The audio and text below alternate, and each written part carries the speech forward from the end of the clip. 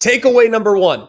I'm really trying not to be a prisoner of the moment. I'm really trying not to be. But I think Tennessee can win the whole thing. I really believe that. And based on this past weekend's performance, there was a lot of things I learned about this Tennessee football team. A lot.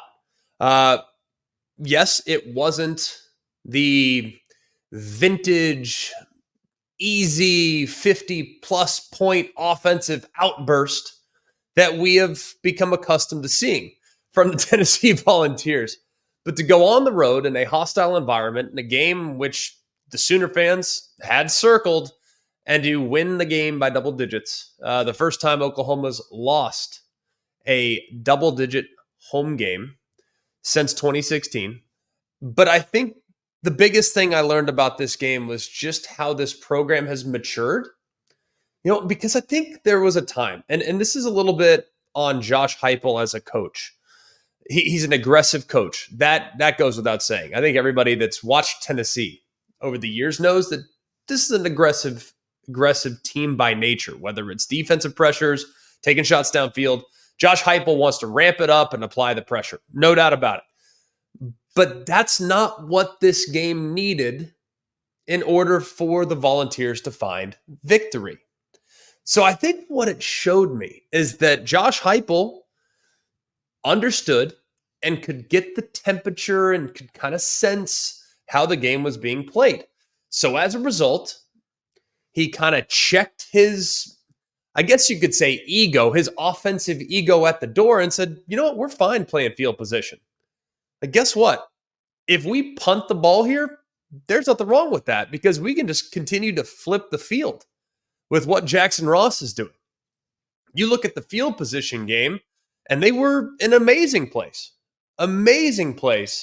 all throughout the game. Hey, we're fine settling for 3 points here. In a game in which points could be at a premium, we're good kicking the field goal as opposed to going for it and potentially getting a touchdown.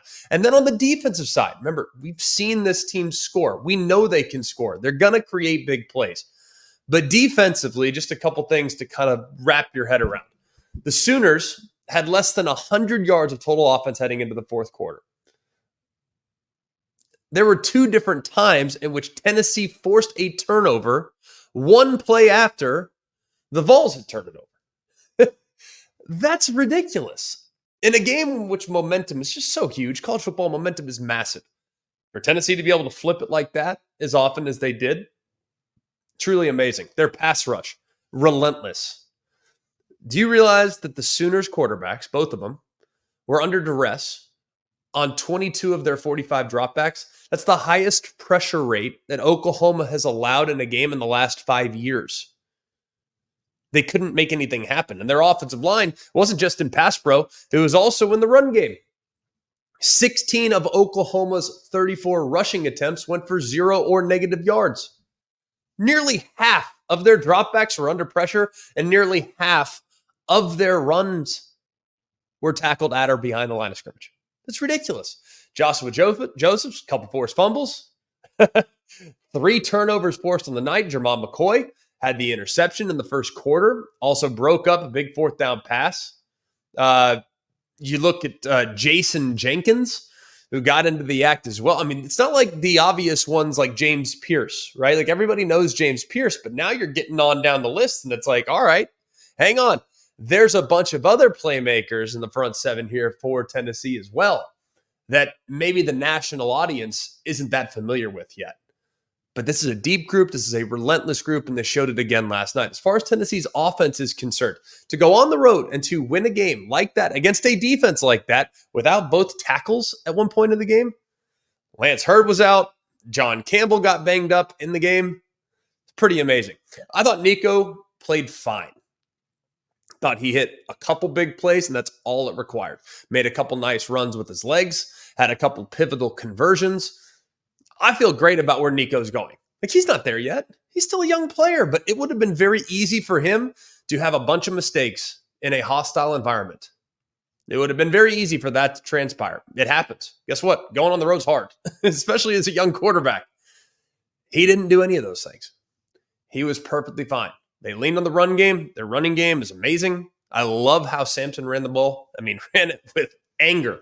He's an angry runner. That guy, he runs angry, and he made the defenders feel him all night long. Really, really impressive stuff. But I'm telling you, man, I think this Tennessee team, if they can continue to get growth at the quarterback spot, if they can get healthy along the offensive line, that's going to be big for them as well.